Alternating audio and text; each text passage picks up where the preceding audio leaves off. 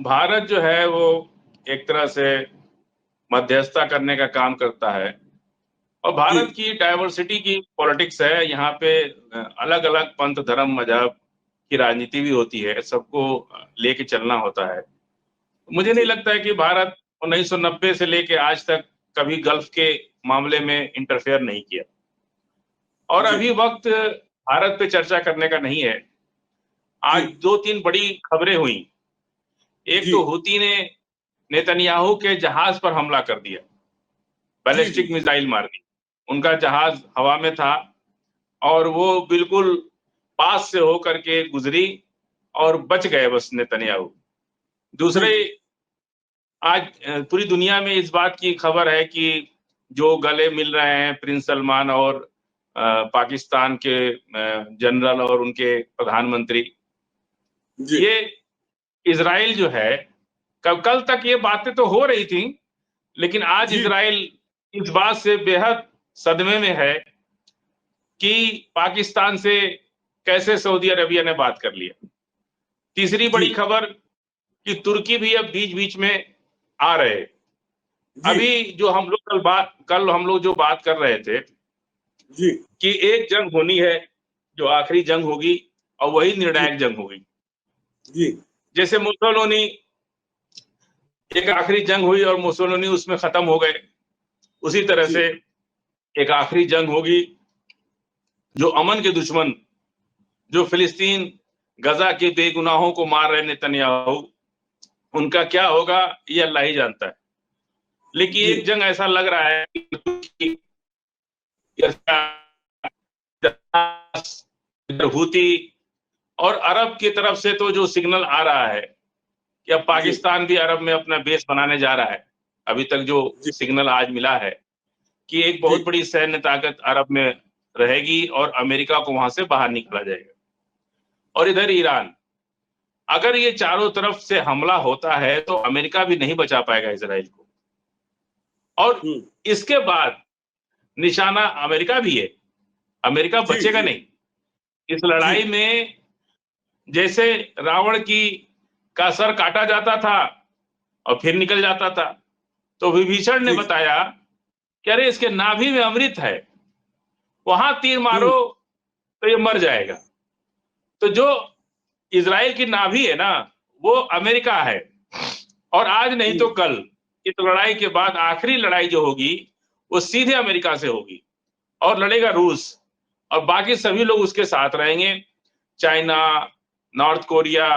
और हो सकता है कि साउथ कोरिया और नॉर्थ कोरिया का फ्रंट बहुत जल्दी खुल जाए। और जैसे जी ही जी नॉर्थ कोरिया साउथ कोरिया का फ्रंट खुल जाएगा, अमेरिका जी यूक्रेन के बाद दूसरी सबसे बड़ी जंग में उलझ जाएगा। ये हम्म, डिप्लोमेसी है, पॉलिटिक्स, डिप्लोमेसी पॉलिटिक्स है ये, और ये होना है। अमेरिका इससे भाग नहीं सकता, क्योंकि साउथ कोरिया के साथ जो युद्ध अभ्यास उन्होंने समुद्र में किया है उसको बहुत सीरियस लिया है किंग जॉन ने, नॉर्थ कोरिया ने। और ये मान के चलिए कि ये भले युद्ध अभ्यास किया है, लेकिन इसका सीधा असर इधर खित्ते पर पड़ चुका है। अमेरिका को तीन जगह में उलझा दिया जाएगा। अब यूक्रेन में तो उलझा ही हुआ है, गजा में जी उलझा हुआ है इसराइल के साथ, अब ये साउथ कोरिया के साथ उलझेगा। तीन जगह यहां मारा है, उनको चोट लगेगी। उसके बाद जब बचेंगे तो रूस तो बगल में ही है अमेरिका के, बहुत दूर हम्म, नहीं है, इतना नजदीक है कि जैसे भारत और पाकिस्तान है, भारत और चाइना है, भारत और बांग्लादेश है, भारत और नेपाल है, ऐसे ही चाइना, रूस और अमेरिका है। और दुनिया तब शांत होगी जो सबसे बड़ा जुल्म करने वाला जालिम कंट्री अमेरिका जब शांत होगा, जब उस पर चोट पड़ेगी, जब उस पर चोट पड़ेगी तब जाकर के दुनिया शांत होगी। एक ऐसा देश जो पूरी दुनिया को आतंकवादी कहता है, जब जिसका मन करे उसको आतंकवादी कह देगा, जब जिसको मन करे उसको गांधीवादी कह देगा। अशूरा के मामले में देखा आपने जी कितनी, जी जी कितना, मतलब ये कौन होते हैं किसी को आतंकवादी कह देने वाले और किसी को गांधीवादी कह देने वाले? जब इनको सूट करता है तो उसको आतंकवादी बना देते हैं। इन लोगों हम्म, ने पूरी तरह से पूरी दुनिया पर आतंकवाद के चलते हथियार बेचना, उनको परेशान करना।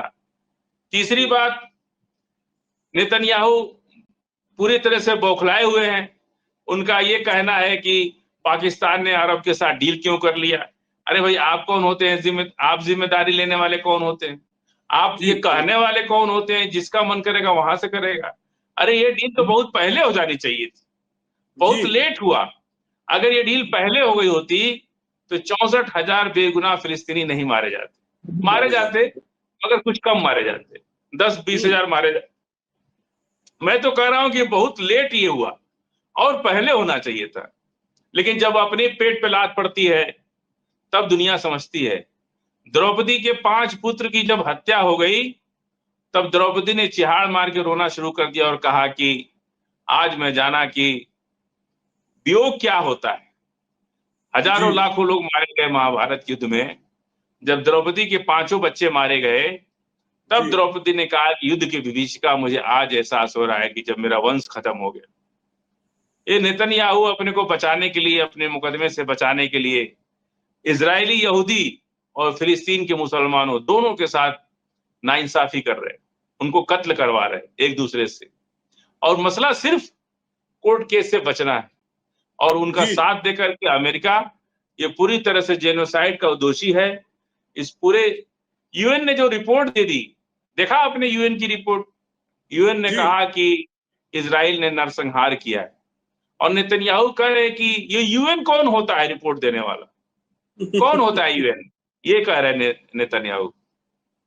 आज पूरी तरह से आधी दुनिया, देखिए अमेरिका तो बराबर डील करता रहता है इन लोगों से जी, लेकिन अरब के लोगों को अमेरिका बहुत कमजोर समझता है जी। और कमजोर आदमी जो होता है ना, चाहे पैसा वाला जितना भी हो, लेकिन उसकी कोई हैसियत नहीं हो पाती।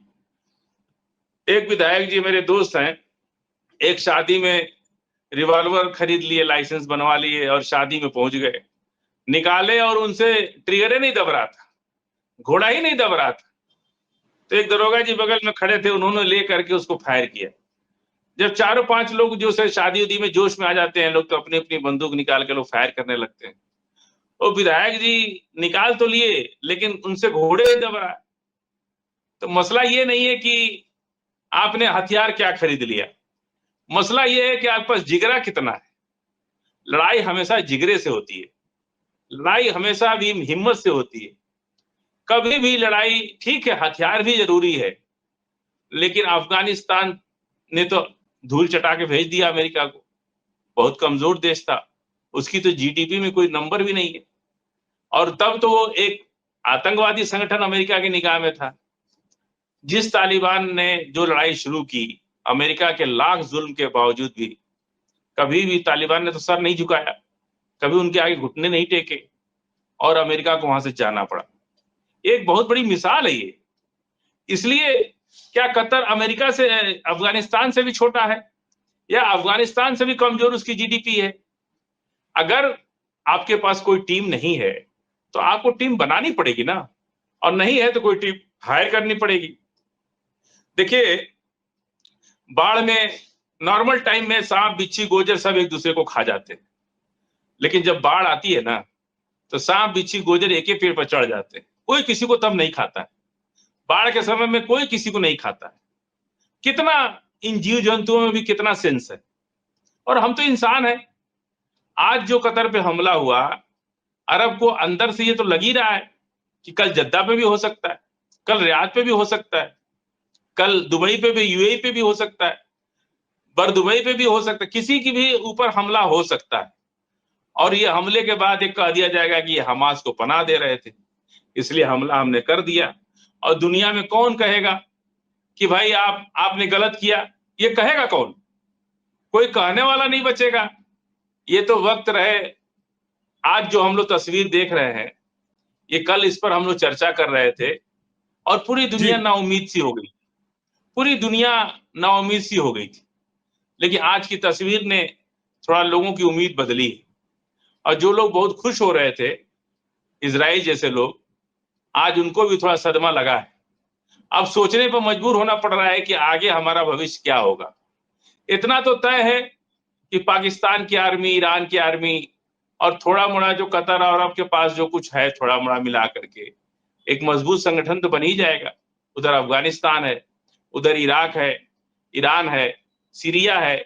इन लोगों की भी तो आर्मी मजबूत है, कोई बहुत कमजोर तो नहीं है। लेकिन सबसे बड़ी बात है अल्लाह का अकीदा। यदि आप अल्लाह के अकीदे के साथ किसी काम को शुरू करते हैं तो अल्लाह की मदद आती है। और आप अगर शुरू ही नहीं करेंगे, अगर ये काम कतर ने पहले कर लिया होता, कैसे भरोसा हो गया था कि अमेरिका आपको बचा लेगा? अमेरिका ने तो हमला करवा दिया उल्टा, और कहने के लिए हो गया कि हमास के लोग छिपे थे इसलिए हमला कर दिया। ये तो और भीतरघात हो गया ना, ये तो भीतरघात हो गया कि आप बुलाए कि आओ समझौता कराते हैं और आपने उस पर हमला करवा दिया। अब देखिए 1-2 दिन में और क्या होता है, सिर्फ फोटो सेशन तक ही बात रहती है या कुछ अमली जामा भी कुछ पहनाया जाएगा, कुछ बात आगे बढ़ेगी भी, कुछ इसके रिएक्शन में अमेरिका क्या करता है ये भी अभी देखने की भी बात है। और अमेरिका अगर उधर से कहता है तो पाकिस्तान के शहबाज शरीफ और मुनीर अहमद कितनी देर तक अमेरिका को झेल पाते हैं, ये भी एक बहुत बड़ी बात है। क्योंकि इमरान खान आज जेल में हैं अमेरिका की वजह से। इमरान खान की जो रूस की तरफ जो दोस्ती बढ़ रही थी, ये अमेरिका को खटक रहा था, और वक्त रहते अमेरिका ने इमरान खान को इन्हीं लोगों के माध्यम से अंदर करवा दिया। अब ये आने वाले वक्त में 1-2 दिन के अंदर पता चलेगा कि साहब अमेरिका की घुड़की इसके बाद जो आएगी उस पर कितनी देर तक ये टिक पाते हैं, ये कल बताएंगे। 1-2 दिन के बाद मालूम हो जाएगा कि केवल फोटो सेशन है या सचमुच कुछ अंदर से होगा। अभी थोड़ा हम लोग अभी भी यकीन नहीं हो पा रहा है, आज भी जाफरी साहब ये बात यकीन नहीं हो पा रही है कि जो सेशन फोटो में हम लोग जो देख रहे हैं, क्या ये सचमुच कुछ होगा या सिर्फ फोटो तक ही रह जाएगा मामला। जी जाफरी साहब, मैंने कहा ना आपसे अभी कि ये तो 2-4 दिन के बाद मालूम होगा कि कितनी देर तक ये लोग टिक पाते हैं जी, या इनकी तरफ से भी कोई जो है षड्यंत्र ना हो जाए, कोई साजिश ना हो जाए, इसको भी देखना पड़ेगा। और आने वाले वक्त में मालूम होगा कि अगले कदम के बारे में क्या है, क्योंकि अमेरिका। अच्छा तो अब जी, हम अब बात करते हैं हम ईरान की और इजराइल के बारे में, क्योंकि एक रिपोर्ट आज आई है स्पेशली कि 48 घंटे का अल्टीमेटम टाइप का सिस्टम है, दिया नहीं है ईरान ने, लेकिन इम्कानात ये बताए जा रहे हैं कि अगले 48 घंटे में शायद ईरान हमला कर देगा। तो ईरान के अपने आप से तो हमला नहीं करेगा मेरा ख्याल, जहां तक कि, या फिर ये कहा जाए कि जो हूती ने हमला किया है या लेबनान से जो हमले हो रहे हैं वो तो अपनी जगह है, लेकिन हमास पे जो हमला इजराइल कर रहा है या कह रहा है उसके अगेंस्ट जाकर के ईरान हमला करेगा, क्योंकि वहां भी सब कुछ बिल्कुल सब बंद कर दिया गया, ऑर्गेनाइजेशंस खत्म कर दी गई हैं, सबको बंकरों में भर दिया गया है। अब कंडीशन बिल्कुल सूरत हाल ऐसी हो रही है कि बिल्कुल बमबारियां होने वाली हैं। तो ऐसी हालत में क्या 48 घंटों में क्या ये पॉसिबल हो सकता है? आपका अपना क्या नजरिया है? देखिए जिस तरह से गजा पर तैयारी चल रही है इजराइल की, अभी इजराइल के अंदर गजा आईडीएफ घुस नहीं पाई है, अभी वो अपनी सीमा में ही है। अभी केवल ये लोग माहौल बना रहे हैं जाने का। इसी बीच हवाई हमला तो गजा के ऊपर हो रहा है, पर जमीनी लड़ाई अभी शुरू नहीं हुई है। और हवाई हमले के लिए हूती ने भी जबरदस्त हवाई हमला किया, नेतन्याहू के पर्सनल जेट पर हमला किया। और जिस तरह का आज भगदड़ मची तेल अवीव के अंदर कि लोग बंकरों में भागे, और ये कह दिया कि जब तक तुम्हारा गजा पे हमला बंद नहीं होगा तब तक हमारा हमला जारी रहेगा। और ईरान 24 घंटे के अंदर या 48 घंटे के अंदर या अभी कर दे, इसकी कोई गारंटी नहीं है। कल की खामनेई साहब ने जो बात एक कही कि फिलिस्तीन की आजादी तक हमारी जंग जारी रहेगी और इन जालिमों को उनका हक दिया जाएगा। तो जैसे ही गजा में घुस करके और ज्यादा अगर ये कोशिश करेंगे कि जेनोसाइड करने की कोशिश करेंगे, और हूती के साथ साथ ईरान भी बहुत दिन इंतजार नहीं करेगा, तो मुझे नहीं लगता है कि आप 48 घंटा कह रहे, हो सकता है अभी शुरू हो जाए, हो सकता है 24 घंटे बाद हो सकता है 2 दिन के बाद हो सकता है 3 दिन के बाद हो, पर जंग तो होना तय है। जंग आखिरी जंग होना ही है इजराइल के साथ।